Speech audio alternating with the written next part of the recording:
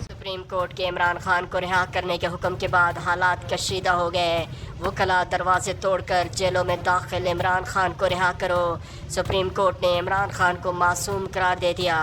Supreme court के ऐलान के बाद मुल्क भर में वकला इमरान खान की रिहाई के लिए बाहर निकल आए। वकला की जेल के दरवाजे तोड़कर अंदर दाखिल होने की कोशिश।